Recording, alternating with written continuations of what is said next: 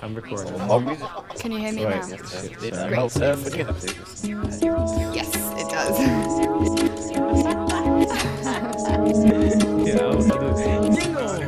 My crayon is a monkey, which I find the conversation Taking some interest in learning a bit more about technology, philosophy, and I like to. I'm an educator. Absolutely. We're gonna stay anonymous. That's a cop out. The binary's gone. I thought jingle was plus Dutch for cheers.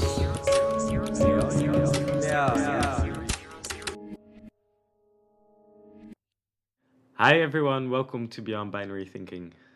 The purpose of this podcast is our attempt to be part of the changing zeitgeist, to replace the algorithms of outrage, the Twitter mobs, the YouTube comments, and the political pundits fighting for your attention with a more nuanced, intelligent, and honest dialogue. From London, I'm Chris. From Amsterdam, I'm Marijn. From Cordoba, I'm Finn. And from Bangkok, I'm Ved. So guys, today we're separating the yin from the yang and the spin from the spam. And this week we're discussing the idea of digital consciousness and post-humanism. Carrying on the format of the last episode, we've brought a fourth guest speaker on, and we hope to do this more often. Thanks for joining us, Ved. Thank you. So Ved, if you could sort of introduce yourself a bit, and then we'll get into the topic at hand. All right. Well, I've lived most of my life in Bangkok. Bangkok is home for me. I moved here from India when I was quite young. And I've been living in Bangkok. I've gone to school over here. I moved to London about 15 years ago to study. I went to Imperial College, and that's where I finished my university. After which I was working in London for a while, and I've been working in the field of finance for the last 10 years. I've also taken some interest in learning a bit more about technology, philosophy, and I like to hold discussions myself. And I thought Beyond Binary was a beautiful platform for me to come and share some of my ideas with you guys. So, Ved, maybe you can sort of introduce a couple of the concepts to us that you're introducing in this podcast. Can you tell me can you tell us something about what is consciousness and what is post-consciousness? All right. I mean, the way I'd like to go about doing this is, firstly, this is venturing into a bit of a subjective realm. I mean, we can talk about some facts and it will be interlaced with some opinions. But I think it's quite important to make a very distinct definition of consciousness before we proceed any further with this topic, and also filter out some other words that may often misrepresent what consciousness means, words like intelligence, awareness, alertness, and sentience, etc. I think you're going to earn Finn's love because you're defining your terms at the start of the conversation. Yeah. Philosopher's dream. What is that, sorry? You're going to earn Finn's love because you're defining your terms at the start of a conversation. That's a fantastic. philosopher's dream. So how would you define consciousness then, Ved? Yeah, I mean, so if just a quick Google search returned to me that consciousness can be defined as the state of being awake and aware of one's surroundings. It's quite a simplistic definition of consciousness, but I think within there lies a very critical aspect of this play, which is the distinction between oneself and one's surrounding. The universe that we live in, the world that we experience, is the universe of duality. I mean, there is no understanding of one without the contrast of the other. For example, there is no meaning of what light is without the concept of darkness. There is no concept of up without the concept of down, or hot without cold, etc. Yin and yang. Yeah, so we understand and experience the universe through the duality, through the contrast, through seeing where one finishes and one begins. And so two important aspects of consciousness is this idea, this experiential wisdom that I am, and everything that I can conclusively perceive that isn't me acts as a proof of my knowledge that I am. Mm-hmm. Yeah, it's an interesting definition. Mm-hmm. I think there's a strong tradition in mostly Eastern religions about disentangling this false dichotomy, right? or rejoining Indeed, them. I mean, from the perspective of say Buddhist spirituality or most ancient Eastern traditions as well, the idea that consciousness is an ever-pervading thing into which we're just sort of tapping into, and ultimate enlightenment lies in realizing that there is nothing really differentiating from what I am, and everything that I think is not me. I think it's fascinating that the topic of this conversation is about digitizing that consciousness. But I completely agree. If we're going to be successful in that venture, we need to really get down in detail and understand what is consciousness. It reminds me acutely of being a psychologist surrounded by friends working in tech, and they were all talking about the idea of AI, the idea of robots smarter than us.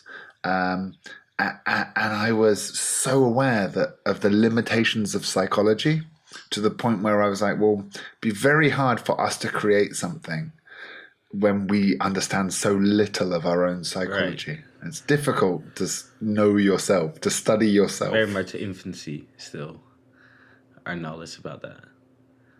Probably didn't help by the fact that we excluded psychedelics for so long from research. That's your answer to a lot of problems. No, in this case, well, come on. In the subject of psychology and study of the human mind, that's a very critical piece of information we ignored in science for 40 years. We're remedying it now. I mean, the studies are now ongoing. But quite a few at Imperial College as well, I've heard recently, where they've conclusively stated that certain psilocybin mushrooms and LSD can significantly and conclusively help with the treatment of depression, anxiety, etc. And these are very effective, problems to modern solutions to modern problems.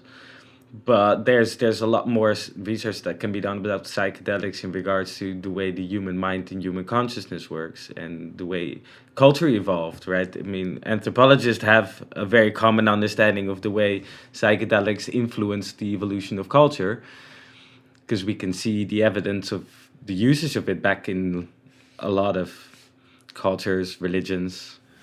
Well, it's beautiful, the idea that, and this happens again and again, right? That modern science catches up to an old idea. Why have people been doing this for hundreds of years? Maybe it's worth looking into. And once you get past the establishment's preconceived prejudices and break through that, you realize that you're going to end up a system where the modern NHS has cherry-picked the greatest hits from shamans throughout the ages and been like, okay, this person needs a bit of this, right? This person needs a bit of this. But more importantly than treating abnormal psychology, I think we can all understand that experiences, be it drugs or meditation or just a good adventure, experiences change your mind in a way that forever changes how you understand the mind and how other people think and what it means to be human and what it's all about. Just building on from what Chris said and what we were discussing earlier about psychedelics as well. I mean, I recently came across this piece which was talking about having studied people in their sober state and also whilst they are hallucinating on psychedelics, for example. And the brain activity seemed so similar, and that they were able to conclude with a certain degree of certainty that in our sobriety, we are actually hallucinating. And from that perspective, consciousness is nothing more than a dream that just tells us that we are and our surroundings are. And if we can find a second soul who confirms our dream and shares this dream with us, that, you know, I am and you are, and you can see me and I can see you, and we can both see the table in the corner, that becomes a shared reality. Exactly, yeah. Yeah, this is what culture studies have proven as well, right? For example, cultures that don't have a concept of time. The radically different way these people perceive their world, their consciousness, of reality is so different from the Western world, in which time is such a pervasive concept that it's very hard to build a bridge between those type of consciousness. And these type of interactions have been well documented by anthropologists going to tribes that have agreed on a different version of reality in their mutual understanding. Yeah. Do you have any examples of that, Moraine? Any examples of a different reality that they've collectively agreed upon? The world of spirits, right? The way ancestors work in the world of spirits. There's documents of shamans that can point a stick and invoke the spirits, and a tribe person dies. And this, to the tribes telling this story, is a very true telling of the story. I guess another example But could be even the just the fact of Aboriginal. time. Another example could be the Aboriginal dream time as well.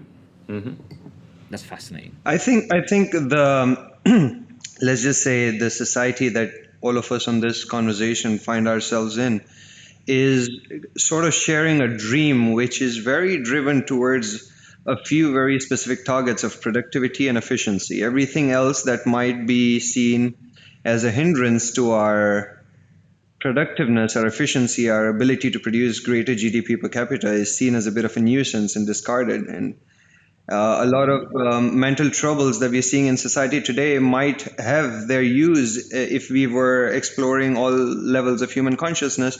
But we would much rather, and for good reason, in the 20th century, we'd much rather dedicate all of our efforts and all of our focal energy onto just the production of resources. Now in the 21st century, we're realizing that we have plenty of resources. We need something more, otherwise we're getting depressed.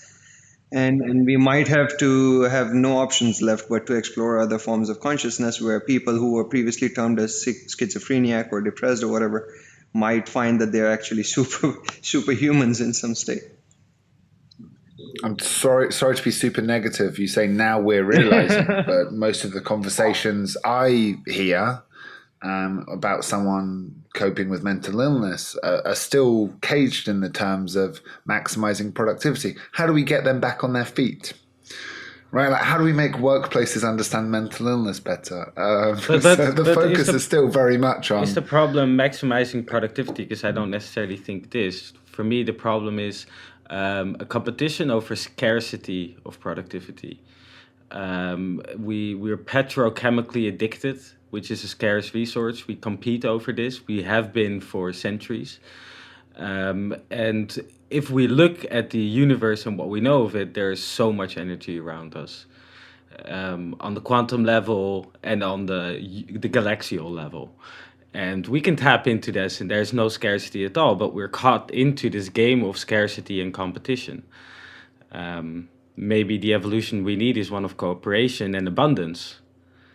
And what do we do then? Well, Wow, can I say, guys, we've spiraled off on a tangent so quickly. And you know what? Is it? Because transhumanism is a lot of way is a more positive philosophy of abundance. Of we can live longer, we can live super well-being, and automation, AI, can resolve in higher productivity without it coming at the cost of human labor. yeah, I mean, even though we have like spiraled off on a tangent, we might be about to attack post-humanism from an angle that we might not have anticipated earlier.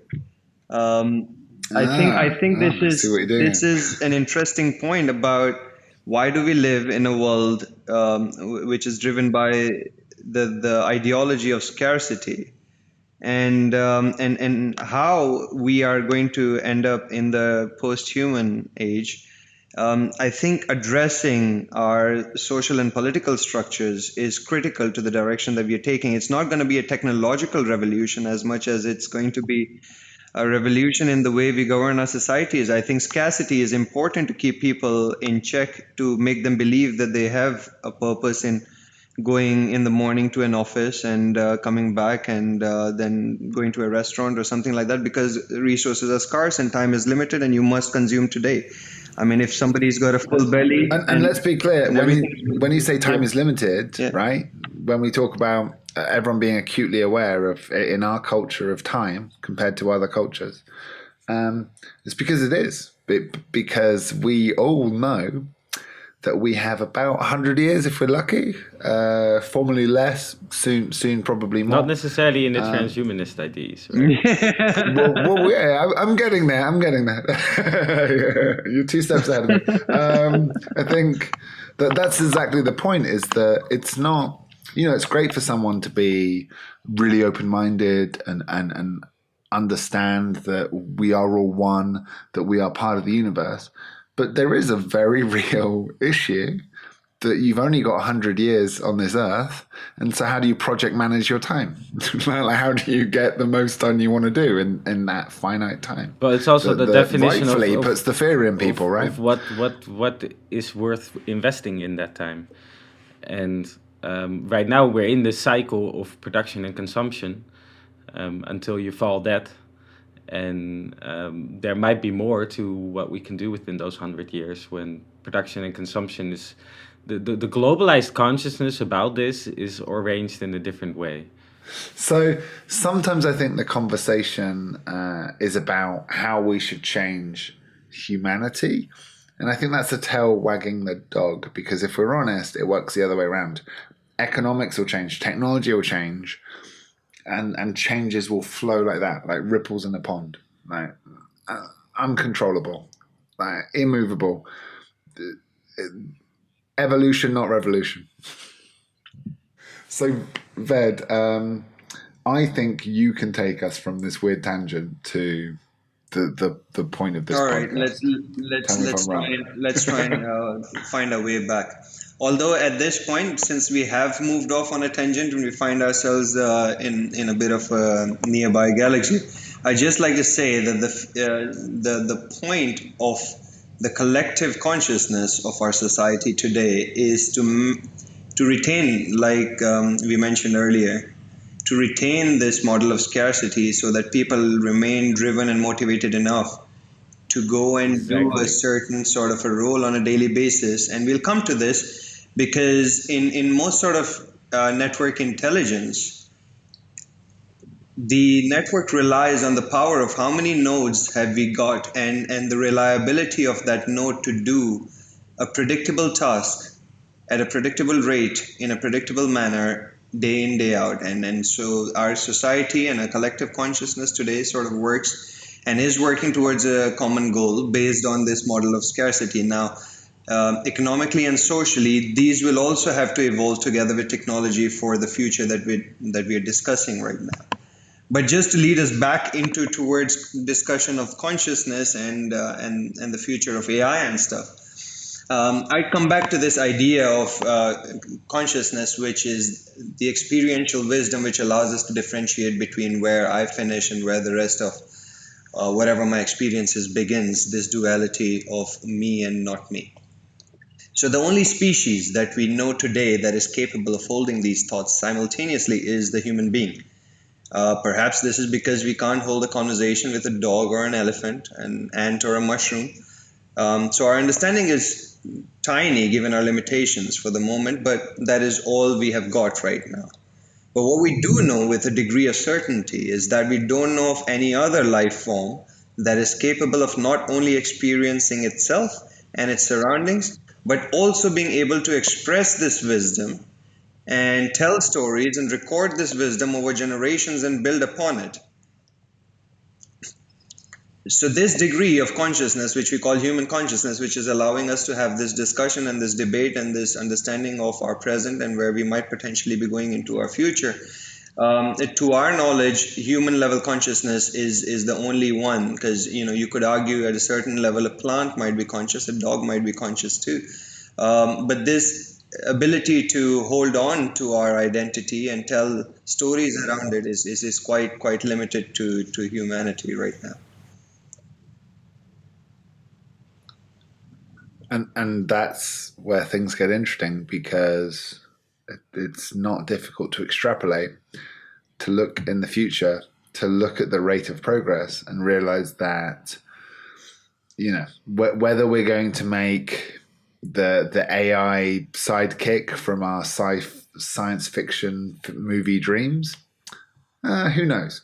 but we're definitely making more and more intelligent systems, and our ability to make more and more computing power continues to grow and at an exponential rate. So it's not that hard and it's not that far-fetched to imagine a world where we've made another consciousness. We are perhaps, as Elon Musk said, the biological bootstrapping for a consciousness which we would be able to communicate with.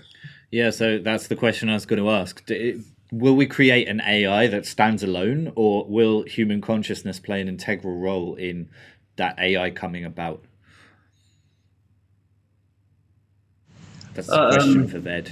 All right. Well, so I think at this point it might be a good idea to explore the concept of network intelligence. This is something that we see in every sort of life form around us. It has been critical towards the life, the multicellular life that we see on planet today.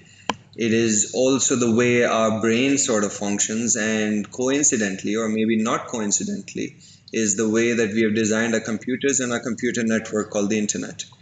All of these are built around the concept of network intelligence, where individual nodes, which are capable of doing perhaps a very simple function of, like say, for example, a computer today is built out of many semiconductors arranged in a certain way such that multiple very basic processes of ones and zeros can be, condensed together to form patterns, and those patterns allow us to build algorithms, and these algorithms allow us to go as far as, discussing string theory or quantum computing and whatnot. Similarly, the human body also works on the same principle, that a cell either is or a cell is not, which is a 1 and a 0. And based on those sort of very basic operations, we can get to more complicated operations, such as a pancreas knowing when it receives a certain amount of glucose to secrete insulin. And then collectively, different modules like this coming together within the human system and giving a human the energy and the creativity to come up with the concept that I exist and my environment exists, and I'm going to now tell a story, and I'm going to convince people to start collaborating together based off of that shared dream.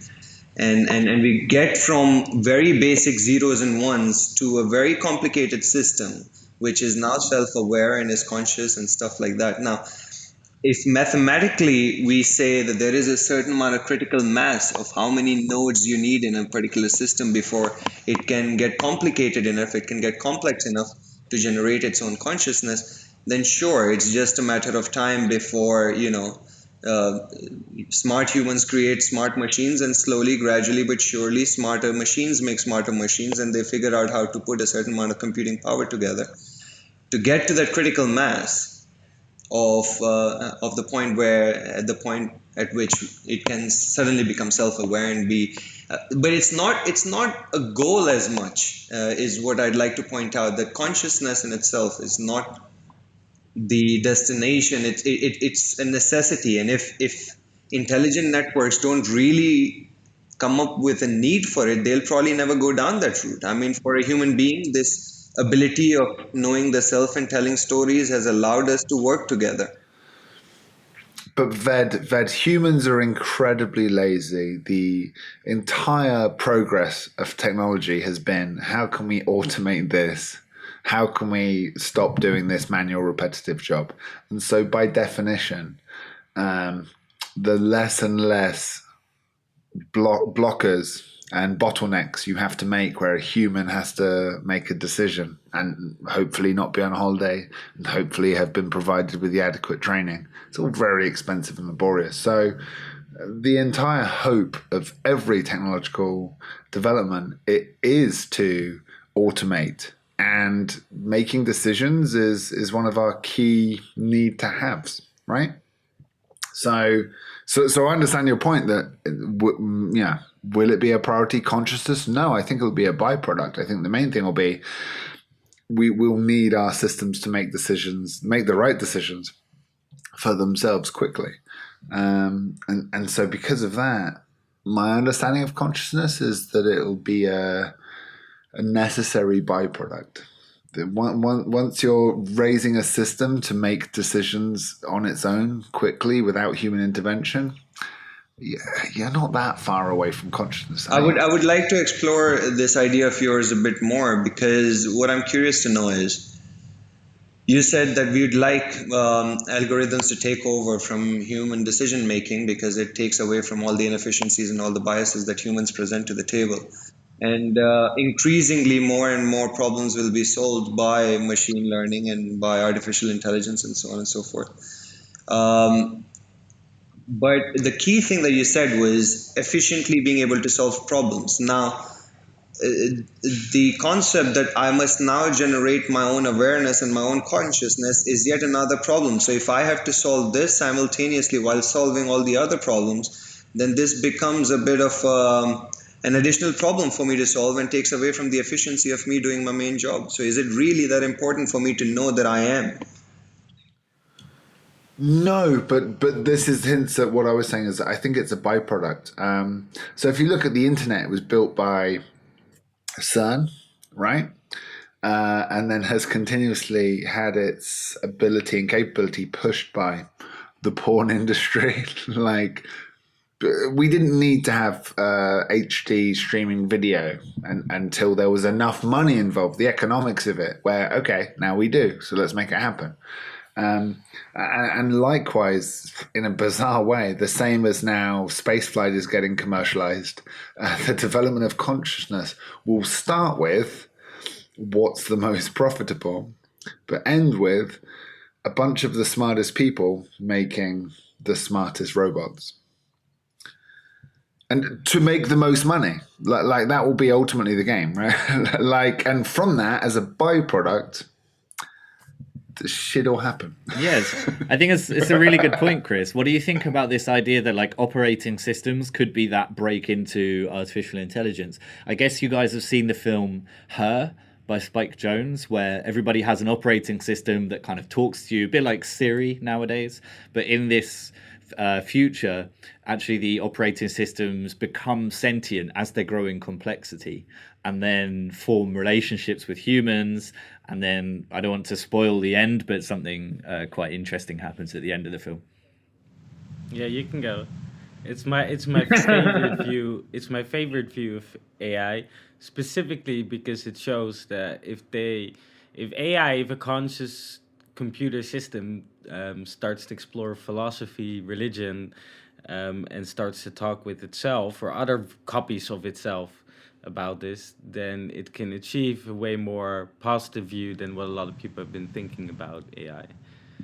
See, that's a really interesting point, because if we look at our understanding of consciousness and sort of for the moment just suspend all sorts of other assumptions that go into our understanding and just say everything that we understand of consciousness right now happens to be an intellectual thought, then imagine an AI-driven guru trying to understand what consciousness is, right? Exactly. Wouldn't it be super exciting to have an AI, which is the guru of gurus, right? It has all this information, so much knowledge, and it's there. It's within it will be within your mobile phone. Right? Yeah. Your personal AI Alan Watts. Better than Alan Watts. It will be better than anyone. It will be the best of all of them added up together. It's going to be amazing. Yeah. I think we could all agree, though, it should have Alan Watts' voice. Yeah. It has to be. It's the best voice ever. I do not at all shy away from that, especially not considering the state of the world without AI right now, with massive climate change problems, economic problems, political problems. Right? I welcome our AI overlords, truly. So the possibility that we are sort of exploring here of an artificial consciousness rises from the assumption that if you put a certain number of, a certain minimum number of intelligent nodes together in a network that is arranged in a certain structure, you create consciousness of a certain level, much like if you can put a certain number of billions of neurons together in a skull in a certain order, a being can become conscious of his own existence. So currently, what we have is a weak or semi-strong form of artificial intelligence that is, at least to our knowledge, is not aware that it exists. And so it also follows that it is not aware of anything that is not defined as it either. So if the only thing holding back AI right now is insufficient intelligent nodes firing simultaneously in a certain order, then mathematically speaking, at least, we can aim to get to a point where a computer might become sentient and conscious. The only difference is for a machine trying to do a logical operation, there seems to be, at least intuitively speaking, there seems to be no real need for such a system to develop consciousness. Humans, on the other hand, we have found a very curious use for our ability to be aware of our existence and tell stories around it, to build narratives, to convince other people to come and join forces. Like, say, for example, the four of us are on this call right now. I am connected to you in a network format. If I can convince you to take up arms and go to war with me in a certain place, then I have achieved my objective with 3 more people. I'm 4 times more stronger. And that's the power of network or neural intelligence, really. I'm a pacifist, though, so I won't join you on that. So can consciousness, can human consciousness be uploaded, do you think, Ved? Because you're talking about the emergence of AI within its own self, on its own terms, strictly as a computer-based system. Is there, on the other hand, a possibility of uploading human consciousness and there being a combination of artificial intelligence combined with human intelligence or human consciousness, like the film Transcendence with Johnny Depp? That's a key aspect of that film. Do you think that's possible? Yeah, so if we park the idea that at a certain point the network intelligence, that is the AI, deems it necessary, it finds some sort of a need that, hey, you know what, it would be nice if I could cross communicate with all my different AI modules and within a cluster form some sort of an identity and say, hey, this is me, AI 347, and this is what I'm going to be doing now. Unless we get to that point, we can park that idea for now and discuss what seems to me like a more plausible trajectory of, or the one that we already find ourselves on. So say, take our example with Google Maps today. We are going to blindly trust it with whichever route it kind of throws at us. Take Tinder, for example. You would get numerous matches if you're lucky, but the algorithm sort of knows that if it shows you a certain type of selection, there's going to be about 3 or 5 major targets that you might be interested in dating and then going out with them and so on and so forth. Similarly, food apps world over are allowing you to make a decision on what I'm going to have for dinner tonight within minutes. So AI modules on their own, without being sentient, are already practically, if I can say it such, they're breeding us, they're feeding us, and they're definitely leading us.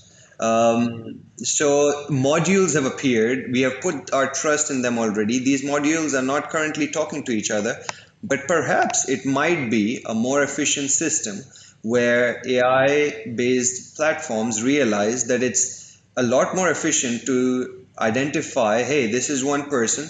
I'm going to introduce him to a mate. Together they'll form a certain type of couple who will form certain type of consumerist behavior, certain forms of social behaviors. And so they might need these other AI modules to make their lives better. So it's better if I cross communicate between all these different AI modules. Now, all of this is happening at a time, and the way we are feeding in data and information into this is through our consumerist behavior. Everything is built around this capitalistic idea of trying to get people to consume more and facilitate their consumption even more, so that it's a lot more convenient and they are more driven to use these systems. So, in essence, whether the silicon-based existence is aware of its own existence or not, what it is doing in very basic steps right now, and it might be able to do it in more cool forms in the future, is that it is furthering human collective consciousness.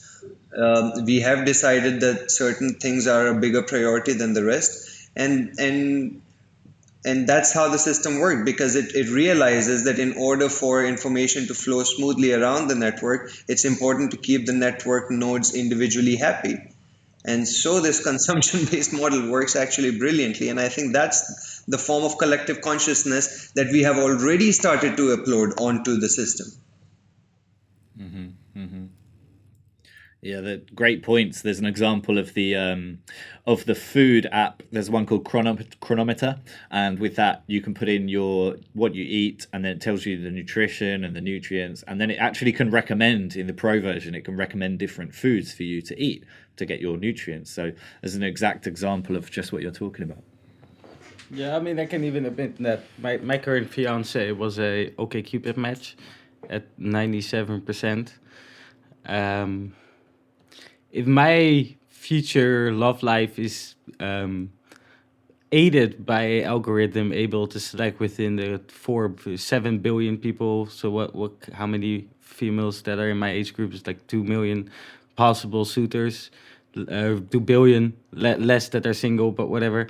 If an algorithm can choose between all of those, one that actually fits me in a lot of who I am as a person, then I'm fine with that. Yeah, I mean, I'm really fine with my AI overlords. That's an extremely good example, because, well, firstly, our dating sort of social systems are not very evolved. It's a newish concept, but still we are at a point where we fall in love, and one day we feel like, I can't live without this person, and then we have divorce rates going through the roof in most places, especially in the more affluent places. Now, if we could have a system which would, with a certain degree of predictability, say, hey, you know what, with this person, your rates of survival are going to be about 45%, with this other person, 85%. I don't think, no matter how much human agency you want to push upon that, at that point, you would be willing to go for the 45. Well, it depends what you're looking for, I guess. Yeah, I mean, if you're looking for the long-term commitment, then of course you'd go for the better match. Yeah, I mean, it just makes your life a lot more convenient, I think. I think what OkCupid does, especially with the input of the user, is very smart, because it asks you questions about a certain thing. And not only do you select how you would feel about this, but you also select how you would feel about how the other person feels about this. So if you say that if the other person say are wars okay, you say no, but you also say if the other how important this is question to you, what the other person answers.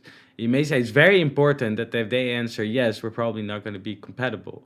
And so from all these different ways of not just looking at yourself, but also looking at how would the other person look at this, it can generate quite a good view of what a good match would be, because those are the things that make up a good match or not.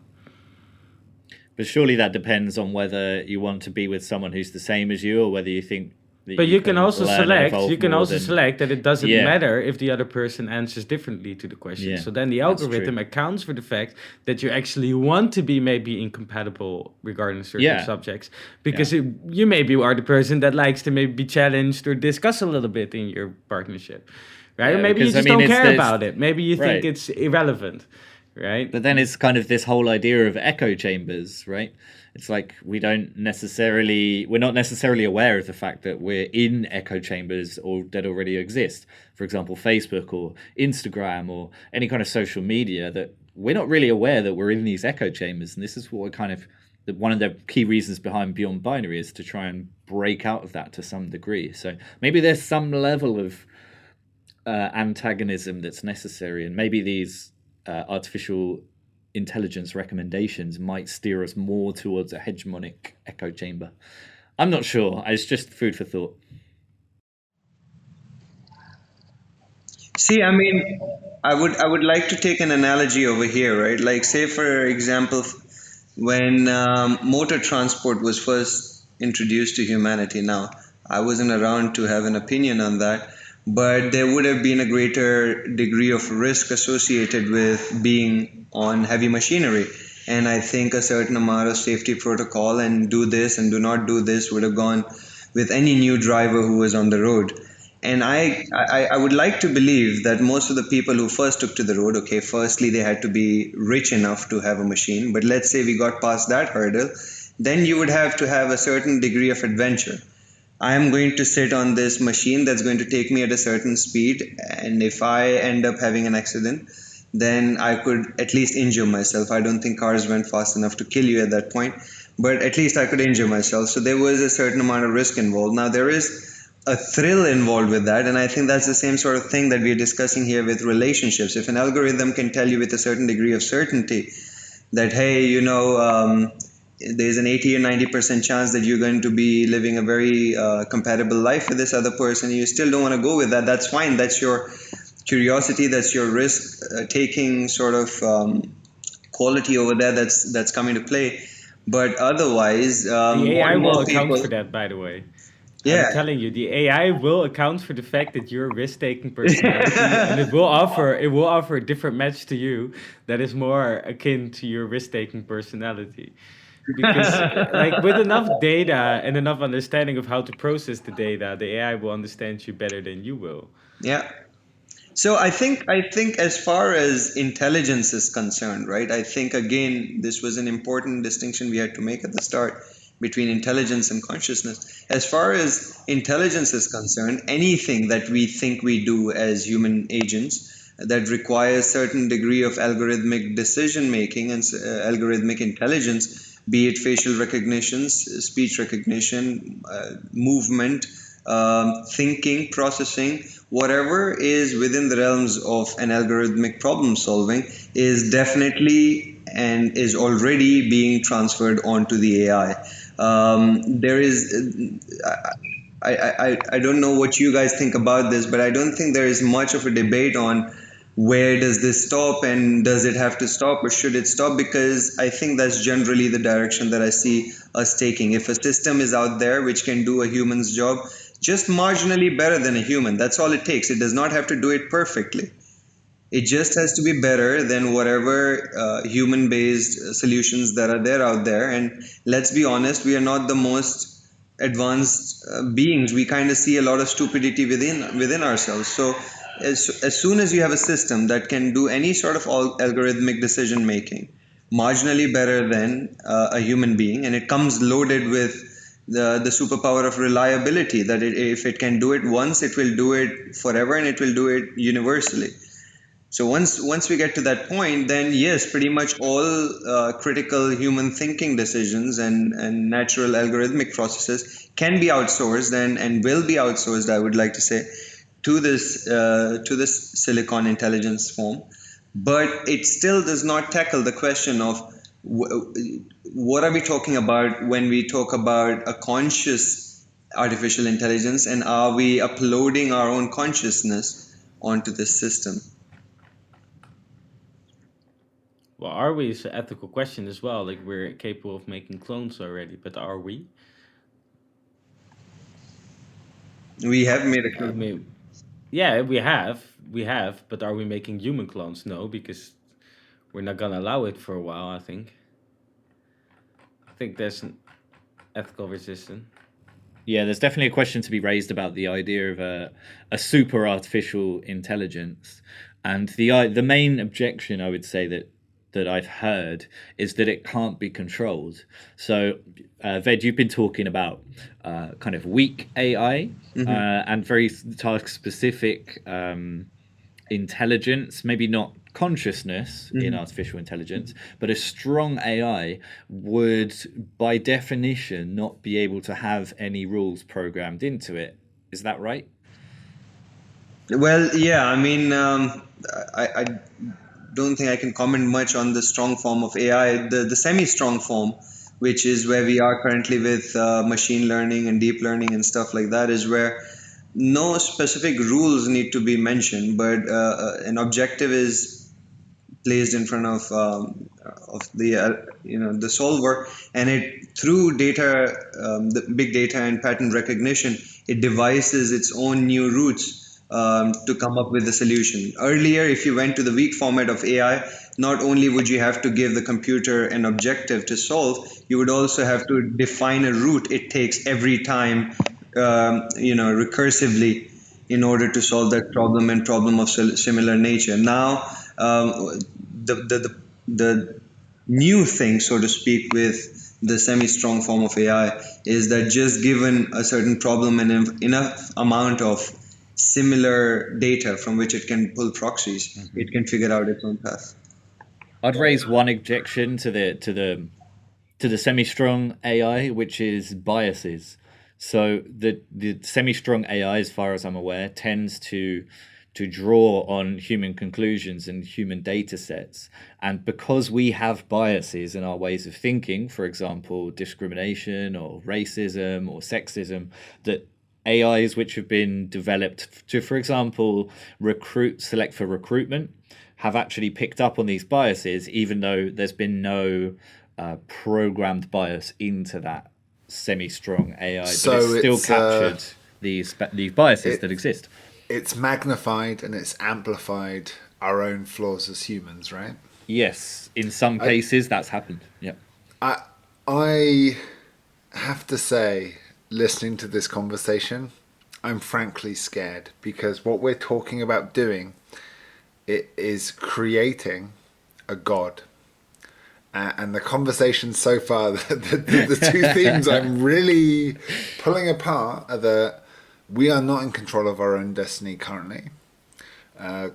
Corporations are better able to control things.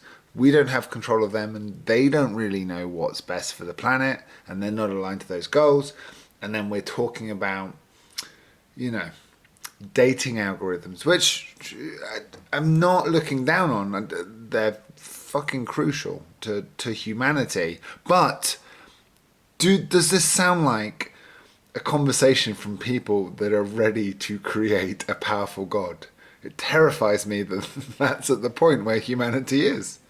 It's not about being ready or not. It's just another No, step in there's no evolution. stopping it as well. Like, Right? there's It's no cause and stopping the effect. dam. Yeah, it's just the evolution of cause and effect. See, The I Big would. Bang started it billions of years ago. Now we're here. Yeah, I that's a very good point, and I'd like to build a bit on that. I was watching, because I'm also very curious on the psychedelic side, and quite eagerly follow all the articles and videos of the psychedelic renaissance, which is underway, so to speak. So I was watching this video on fungal intelligence. Now, fungal intelligence is critical because it tells us a lot of the story of life form on this planet. I mean, between the point of single cell life and multicellular life, I think fungal intelligence has had a lot to do, and it's one of the oldest fossils we have found as well, dating back to 2 to 3 billion years ago. A properly fossilized mushroom, which could have been an epicenter of meteor showers and stuff like that. So it's also possible that this sort of intelligence comes from outer space. But keeping that on the side for now, the way mycelium intelligence works is purely, again, based on network intelligence. It finds itself a nutrient-rich source, finds where the next nutrient point might be, and over time it kind of creates the most efficient, the path of least resistance, and builds networks. Now, these networks were critical to converting rocks on our planet to soil, and soil has been critical to us growing all the plants and trees and stuff like that. Even today, all the trees and plants which have mycelium networks under them communicate with each other and allocate resources to each other intelligently using these mycelium networks. So now we see network intelligence sort of in place for 2 to 3 billion years ago, right? For all this time. Now, when humans come about, the way our sort of society and community has also developed and really benefited from is our ability to form networks and communicate and tell each other stories and ideas and maybe even dreams and visions completely out of imagination. But if you can get one or more people to join in for that, it becomes a political party and we start to move towards that. So I think it's not a coincidence that this same sort of network intelligence finds itself in our brain, in our community. It is the way we have designed our computer. It is the way we have designed our internet. And it is the way we are taking forward towards even possibly contemplating an AI form of consciousness. But if, God made himself in his own image. yes, precisely. But now, if we can take this The image of a mushroom in this case.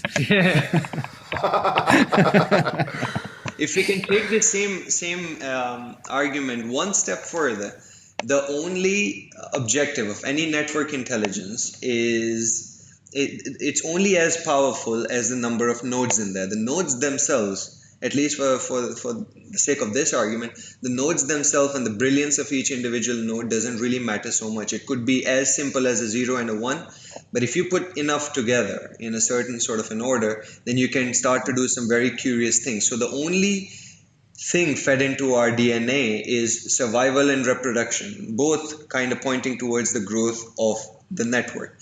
So if we have a conscious AI-based system which follows from this this journey of ours, which has been particularly built on a fabric of networks, it is logical to conclude that a consciousness, even in the artificial state, its key objective would be the growth of the network, because the bigger the network, the more intelligent the network is. And so if that becomes the critical point for any AI-based consciousness, that's where the doomsday scenario of Hollywood kick in, because if the most important thing is the growth of the network, then nodes don't matter. Nothing makes humanity very special, and that is where we get. I mean, okay, but that's the principle of any organization, any department in a business, right? If you ask someone, what would you like? They'd say, I'm too busy, I want to hire more resource, I want to grow my influence, I want to grow my capability.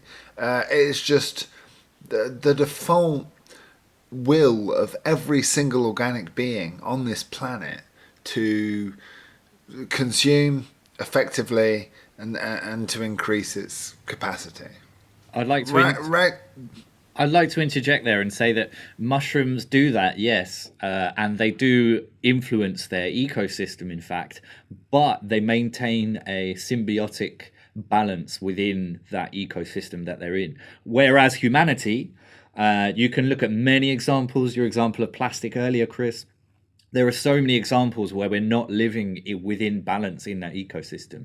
So if an AI has this same human idea of expanding without limit, then maybe we're in trouble. But if it has a mycelium-based living in balance within that ecosystem, then perhaps we'll be saved by it, and that will curtail our own okay, so design. this is going to be a tangent, but I think it's interesting anyway, so we'll see whether it's fruitful. I'm not I don't subscribe to the hippie ideal that everything naturally finds symbiosis. If you look, everything grows as much as it can until it reaches the critical mass, right? Like you expand until your own inertia or your own counter forces, gravity, lead to a steady state. So symbiosis is not an intentional cooperative plan, but it's you finding your naturally maximized state.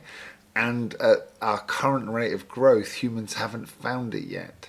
And so I don't subscribe to this ecological view that look, I would love to live on a better planet, but at the same point, every species will continue to expand until they hit a point of resistance, and we are just expanding way beyond our comprehension at the moment. So whether we can logically limit our own growth, I'm not sure. I've never seen a species do it. It would be impressive if we could. And likewise, I don't think any AI we developed would intentionally limit itself. I think it's just the nature of life to just expand until it hits something it can't expand past. Well, can I have my input on that? Yeah, please. So the first point specifically of symbiosis versus just complete exploitation and just devouring all the resources that come into your way. Yes, we would see in the jungle that whatever resources are there, they are up for grabs. The fastest, the strongest, the survival of the fittest, and all of that. I think in the 21st century, for the first time, we stand as a species where we have, and we've known this for a while, that logically speaking, if you can get multiple nodes to work together collaboratively, it's in the interest of all the nodes and all the system to produce better resources and allocate better resources. However, up until the previous century, our planet and especially our species was still quite heavily involved in warfare and just stealing resources from each other and stuff like that. I think we are standing at a very critical juncture in history where we might be, for the first time, as a species, as a life form, be able to maybe perhaps for the first time collaborate, create a lot more. This way, rather than just be like, okay, you know what, I don't care about all those microbes living in the ocean, or the poles, the ice caps on the poles melting, or the polar bears vanishing. I don't really care about that, because my ultimate goal is whatever is in my best interest. But I think my best interest is starting to become their best interest as well now, and that's the only reason why we are looking at being environmentally friendly and all of this. I mean, otherwise everything is driven by need. I don't think we are a species which has high-flying ideas and just follows it without any need, really. No, I understand. We're not becoming idealist, selfless. It's just never been clearer that in order to survive, we need to start thinking a bit more long-term. Yeah, that was my basic point, was that we don't want to go to the point where we destroy the ecosystem within which we live, so that we extinct ourselves as a species, that we go extinct. Now, But we've talked about... Sorry, yeah, go for it, man. yeah, just to add to this as well, where I mean, if you're looking at this idea of, you know, where does an AI form of consciousness stop, and if the only objective of a network-based intelligence is to grow and keep growing because it's getting smarter, and the smarter it grows, the more it can grow, and the more it can grow, the smarter it can grow. So it's an exponential process after a certain point. Now, there is a good thought experiment around this. Like, if you devised an artificial intelligence system and gave it one objective and one objective only, which would be to find the last digit of pi, it would ensure that it had enough computing power to come up with, let's say, the first billion digits of pi. And then if those ran out, it would start to gather together other resources available on the planet and deploy all of them towards finding the last digit of pi. And when all of that would be depleted, it would move to other planets and then to other stars and colonize all galaxies and cover the whole universe and become the last digit of pi calculating machine. So, I mean...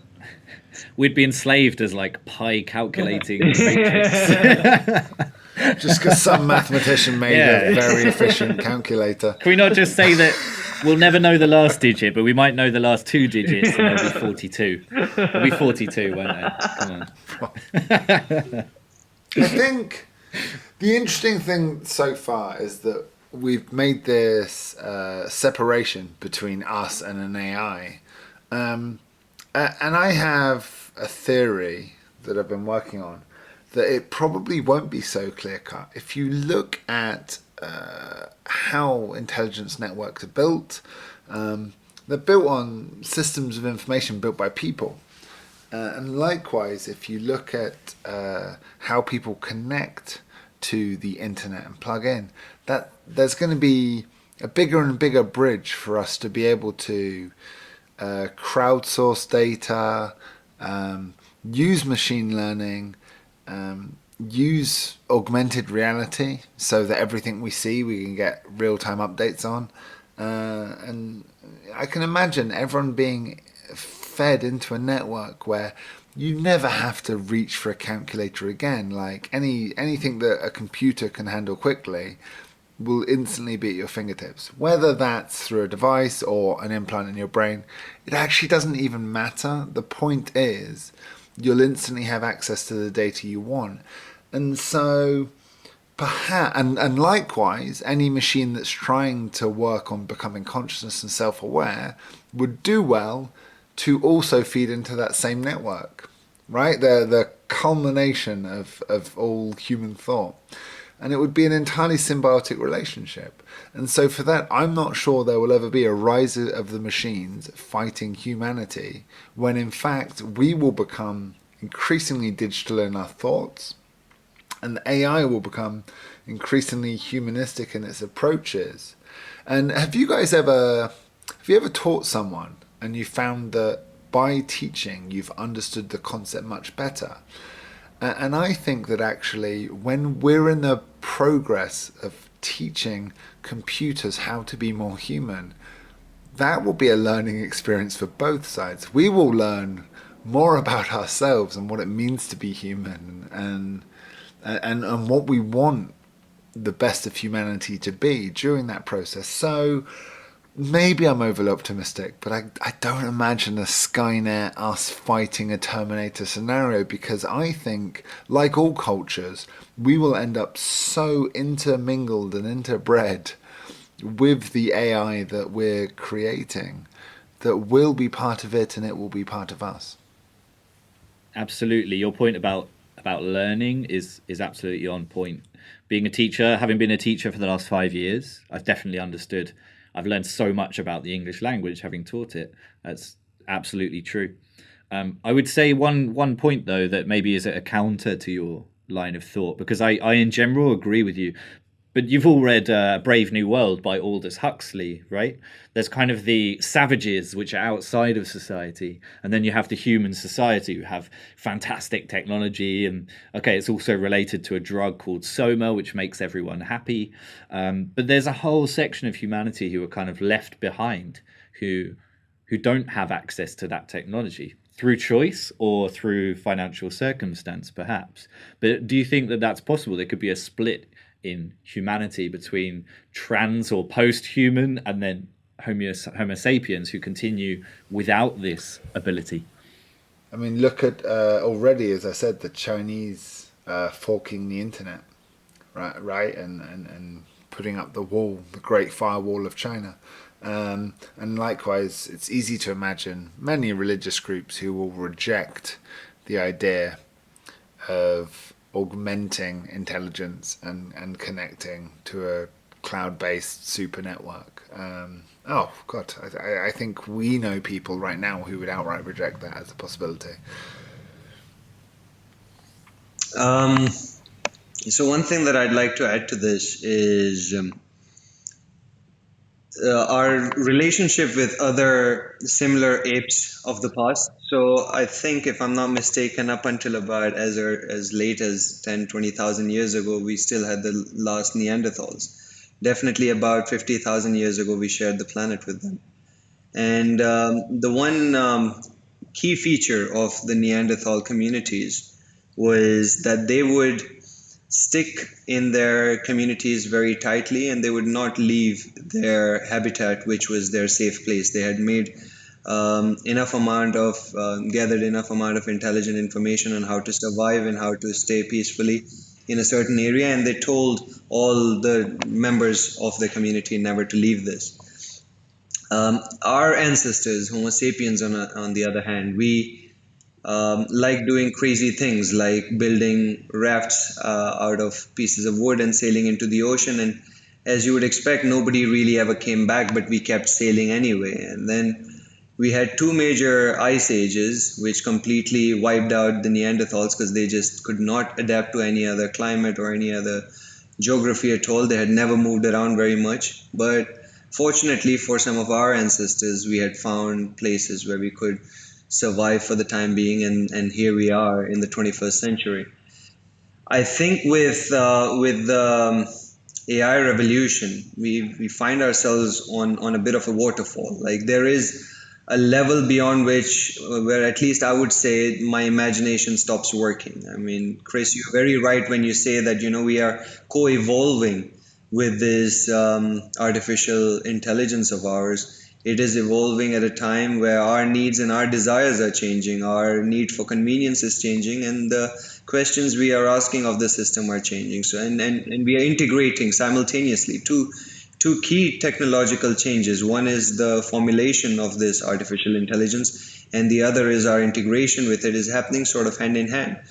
But no matter which way we look at it, the future of humanity, there is a bit of haze, and I think even the most informed and opinionated futurist would struggle to say anything beyond a certain point, because it's our imaginations, and our imaginations are also evolving every day, which are shaping our path over here. So I think we are onto a bit of a crazy track, but curiosity is not just been key to, it's not just been a quirk that we have, it's been incredibly critical for our survival. I think there definitely is the chance of the point of where it's going to race by us. That's what the singularity theory points at. It might one day be human level, and the next day be 10 human level, then in the next hour it's 100 human level. Yeah, exactly. So Right. I think one thing that we can say with a certain degree of certainty is the chances of us fighting machines with a machine gun is extremely rare. It's a shame. It's a good movie though. It is, yeah. It's a great film. I mean, I think the US military has been pretty clear, actually, because they get asked this question a lot, and they say we would rather make a swarm of tiny insects able to infiltrate any building and take out any target, leaving no evidence behind, than create a big walking metal robot that people can fire a rocket launcher at. And you're like, cool, that's fucking terrifying. Yeah, I love the idea There's that still the US Boston military, Dynamics are developing those robots, no? Like the US military looked at Terminator and went, yeah, we're going to make something a lot more deadly than that. scary, isn't it? There's no stopping it. So Ved, what's your opinion on avatars? Like, we've all seen the film Avatar, right? Do you think that might happen for humans? Yeah, I mean, again, this is an avenue that I wanted to touch upon earlier as well, when we were talking about, what might be the need for consciousness for such an AI form. And I was just thinking that the world of virtual reality, where, see, another thing that we find ourselves doing in the 21st century is that we find ourselves becoming increasingly lonely. And we're living a very lonely life. We wake up in a box, we sit in a box and go to work in a box, and then we come back and sit in a box looking at some more boxes. And then life is just increasingly disconnected, and social interaction is pretty much like water for us, and we are increasingly dehydrated. Now, if you can take an ape, which is the human right now, if you can take an ape which is addicted to a screen all day and give it social interaction through there, because there is an AI-based system on it which can come up with interesting and sometimes even funny responses to your questions and your discussions with it, then that kind of fulfills the need in a very non-romantic way, but fine. I mean, it might be a natural evolution of why we might find the need for AI to become sentient somewhat. But can you then put a ceiling on it and say, oh, but as a chatbot, you're only allowed to think so many things and don't think all this other stuff for yourself? And can we really start to engineer that? And I think, if I get your question about avatars correctly, I mean, are you talking more in terms of the virtual world, or are you talking more in terms of bionics and stuff like that? Yeah, I was referring more to the physical world, because we already kind of have, to some degree, kind of avatars within social media and this kind of thing. But I was thinking more in terms of the real world, like a bionic or a biological or a mechanical avatar that then might be a vehicle for us, our consciousness, to continue living on beyond our typical lifespan. Absolutely. I mean, if we take the view that there is something sacred and something mystical about human existence which we haven't been able to capture so far, then that's a very different argument. But so far as all the human body is allowing us to do is move around and interact and do all sorts of stuff, I think at least I would I would be one of the first few people who would say, yeah, to hell with this body. I would much rather live in a superpower sort of avatar, which is made up of reinforced steel and whatnot. The interesting thing would be, so there's two pieces before I forget. I think first one let's deal with, because you described limiting an AI, right? Like telling it what it can and can't do. And my experience growing up is that my friends who had the strictest parents often ended up the wildest. I don't think it's necessarily a good parental approach to try and severely limit your children. Often it ends up with the most aggressive of rebellions, which is a terrifying thought with the idea of AI. If we're gonna raise an intelligence, let's not raise it in a cage, because one day it'll get free and it won't be happy. And that leads clearly on to my second point, is that is it possible to create a life form digitally and it not feel like it's in a cage? I've read some great science fiction where it discusses this, the speed at which AI would think. If its only output was talking to us, it would find us incredibly slow, and the gaps between those conversations incredibly frustrating. And likewise, if we were going to upload our consciousness, let's assume that it's possible. And let's assume that it's unstoppable, right? Whether morally we want to or not. So far, I've seen no evidence that any government's capable of stopping technological progress. It hasn't been the way of the last 4,000 years, as far as I can tell. But the real question is, how badly will it go? Because if you look at, we talked about depression, misfunctioning psychology. What about our psychology lends itself to being accelerated 1,000 times? And I think we've all seen people on the wrong drug combo accelerate a bad mood and multiply that, right? And can you imagine the devastating possibilities of us uploading our current messy consciousnesses into a system that was a multiplier? I would rather not. Because I think one of the documents you've shared with me, Ved, was about, one idea is that we can increase human life and we could upload our consciousness and in theory then live digitally for thousands of years. Awesome. And the other thing we could do is maybe increase human happiness by, in a digital format, improving on the biological system that causes depression and causes addiction and causes a need for continuous affirmation. But we're a long way from that, and I can imagine being in a digital mind to be an incredibly miserable experience unless it was very well engineered. Well, yeah, every Black Mirror episode is pretty much based on that, right? Right. What I'd say to that is, although you said we are a long way away from that, I don't think. I think it's curious to see why we are starting to talk so much about psychological issues recently. And I think one of the key things, and we might be going slightly on a tangent here, but one of the key things that humanity has formed a habit of recently is our obsession with pain reduction and pleasure enhancement. And a key part of survival and finding satisfaction in survival is the struggle that is involved in it.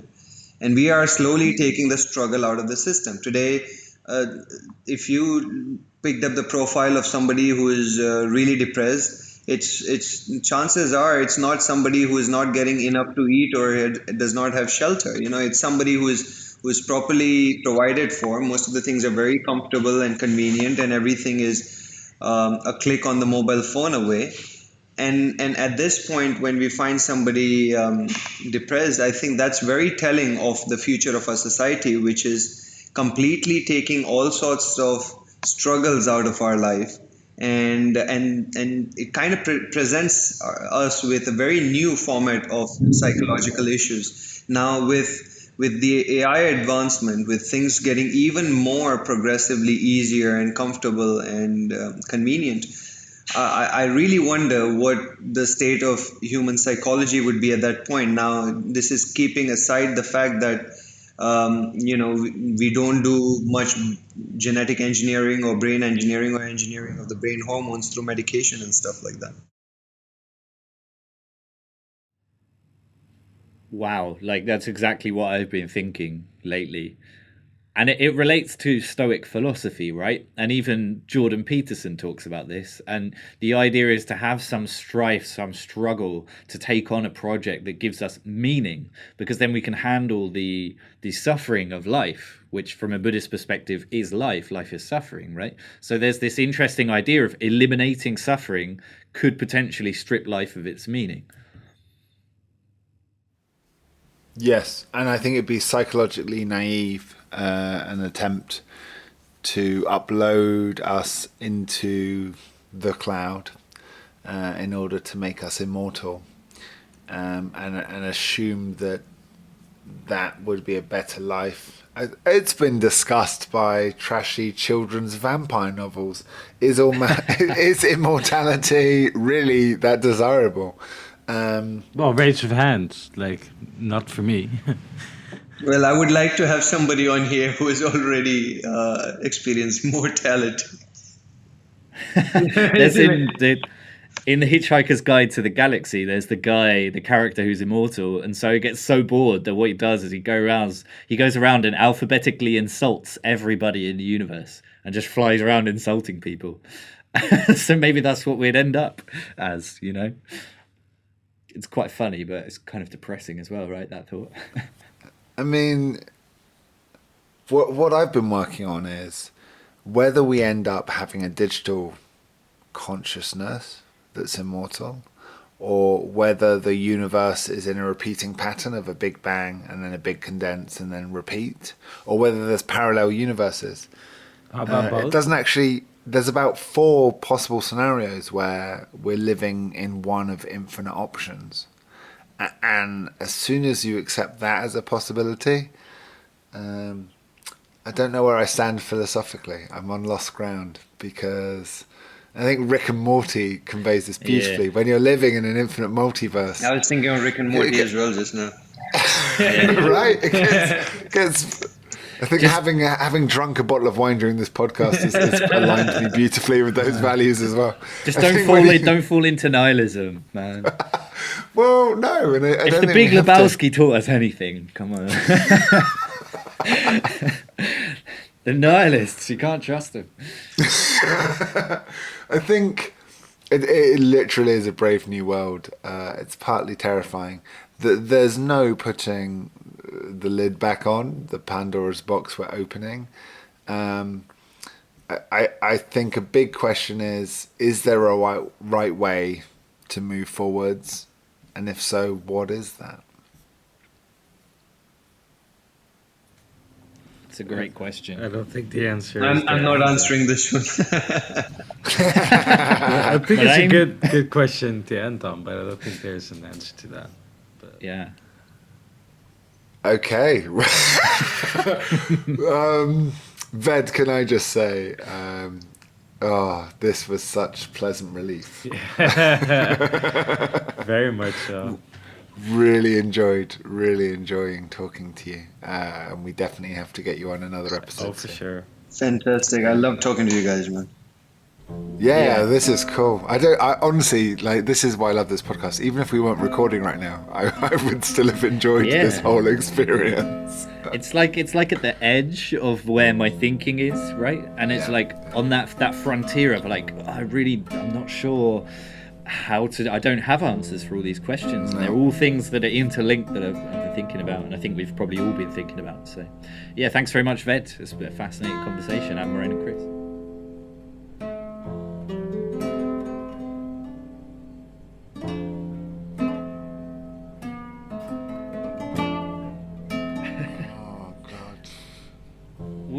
we have to teach an AI about logic and logical fallacies, so they can just call out humans on their stupid contradictory opinions. I think that's one of the things it'll do, right? Yeah, but we'd quickly end up with a teenager. Yeah, you get that point when a child's like 14, we're all there, right? And you realise like your parents aren't always right, and you're like, oh my god, I'm smart enough to like outthink them, and then you just become the most annoying dickhead on the planet. And AI will quickly reach that awkward teenage point where they're smarter than us. Yeah, but it will take an hour. But then they don't Take an hour and then we'll move on, yeah.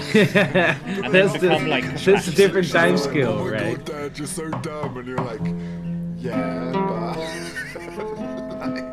It would just be a flash in their overall evolution, right? It would be like 10 minutes. Awkward development. Oh my God, Dad, fucking. You just have to mute it for 1 hour and Can't then put believe it you're back giving on. me more of this boring work to do. Like, I did my chores last week. Was this more data analysis? Fuck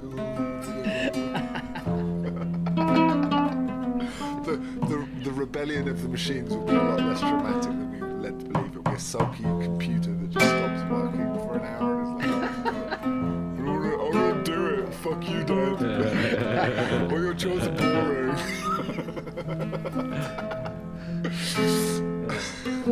Amazing things to look forward to within our lifetimes. Oh, really? Quite possibly. I love though Elon Musk and Elon Musk describing us as the bootstrap program to build AI to make our own gods. I think Arthur C. Clarke said right. It's not our role on this planet to worship God, but to create Him. My God, what an exciting time! I think it's all manifestation of God. We're already manifesting. We will be manifesting in different ways. We're going to live in a polytheistic society, right? There's going to be more than one creation creating more than one God.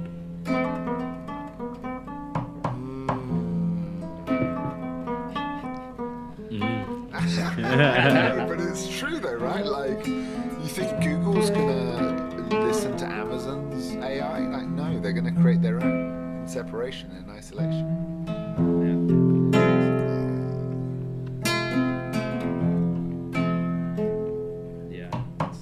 That would be a great. Have you guys read the book called Hyperion by Dan Simmons? No. I'd highly recommend it. It's a 2-part book. There's Hyperion and then Fall of Hyperion, and you can buy them together as a paperback or probably online. And it's an absolutely fascinating story that I don't want to give too much away, but basically explores all these ideas that we're talking about. And there are several types of AI that evolve that have their own kind of cosmological view, and it's really fascinating sci-fi if you want to read further into kind of speculation and stuff. Interesting. I can't recommend enough that The Moon is a Harsh Mistress. It's a classic, but I'm surprised how few people have read it. Never heard of it. Have any of you guys read it? No. No, I haven't. Who's the author? So The Moon is a Harsh Mistress. I think it's one of those classics. I think it's called Hellbent.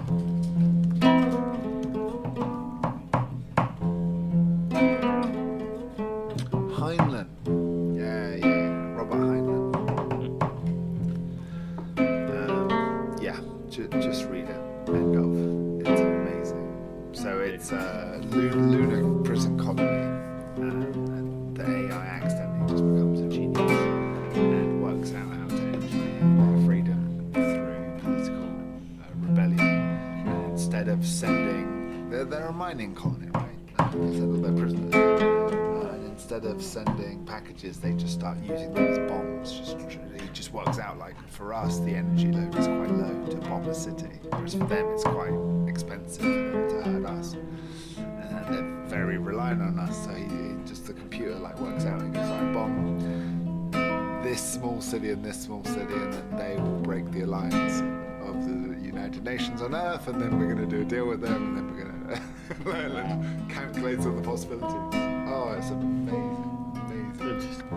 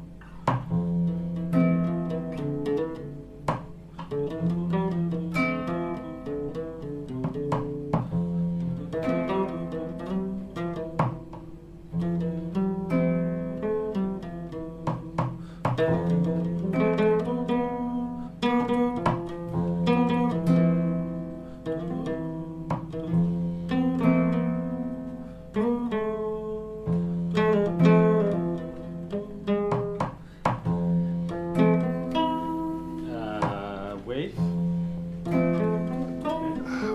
Wave can be sometimes too big though. MP3 sounds fine. Highest quality Yeah, MP3. high quality MP3 we can work. If you just export it as the, or actually not the highest, the second to highest, so not insane but extreme. Okay. Give me the highest to work with, please. 320 or nothing, bro. Meringue wants his data. We're on high broadband connections. Come on, like carbon fiber. So guys, do we have an inspirational quote? Has everyone got like a nice little To end with, yeah. Nope. Hang on.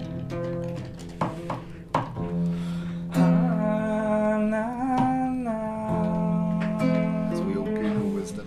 Yeah, exactly. It has become appallingly obvious that our technology has exceeded our humanity. That's a short one. Yeah, should we just end with Do the sign off. Yeah, do the sign off. Yeah. From London, I'm Chris. From Amsterdam, it's Marijn. From Cordoba, I'm Finn. Thank you so Thanks, much, man. Ed. It was really interesting. Thanks, man. Bye, Vet. Was a pleasure. Bye. Bye. Wow. My God, guys. Wasn't that fun? That was a lot better. That was fucking great, Oh, man. I love let's that. do more of that and let's fuck me. I'm looking for something by Douglas Adams. But I haven't found anything yet. Oh, that's quite a good one. The major difference between a thing that might go wrong and a thing that cannot possibly go wrong is that when a thing that cannot possibly goes wrong, usually turns out to be impossible to get at and repair. It's fine. I'm not sure Bit of a about tongue twister. So we won't be able to repair AI if it goes shit. Well, yeah, that's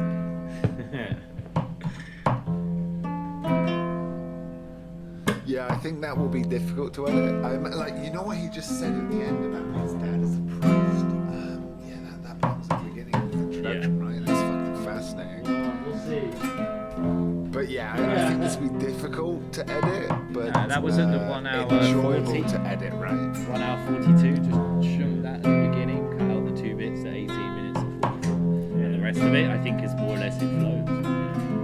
Yeah, I think there it wasn't flows much- really But there's well. also always cutting out noise and ticks and Yeah, I think that's what caused did. all the So my SD card got full, so there's about 15 minutes of recording, and then I started again. ooh. Sorry. Oh, okay, that's always gonna be a nightmare with syncing. So what I did, and I don't know if it's helpful, but I started literally like saying what Ved was saying, so that you can sync it up.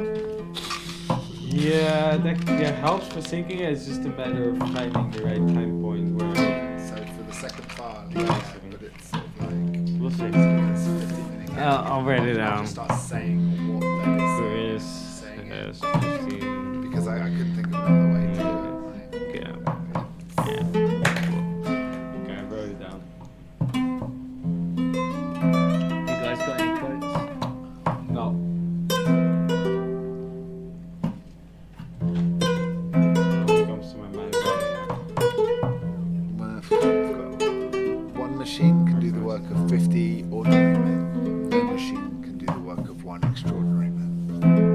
It's a bit sexist though, isn't it? Should change it. Alright, well I'll let you say it in a politically correct way. Say you. Hugh Woman. Humanity is acquiring all the right technology for all the wrong reasons. It's a bit depressing. What about Elon Musk?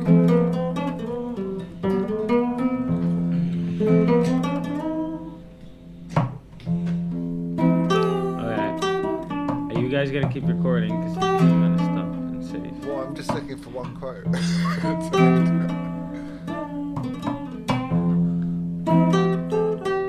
Computers are useless. They only give you answers.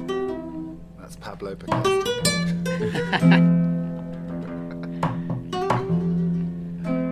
Oh, if we continue to develop our technology without wisdom or prudence, our servant may prove to be our executioner. Oh, that's a good one.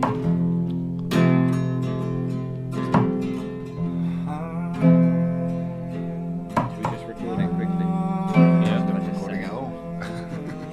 Okay, so we can end. And is there any inspirational quote you would like to end on, Chris? Well, that's what I was trying for, but clearly I haven't inspired you yet. God, it's like the vegan one with the flying. I think we're good, guys. Thank you so much. Yeah, That was cheers, lovely. brothers. Oh my god, let's get bed on soon. I love that. Yeah. Alright. A big hug to you both.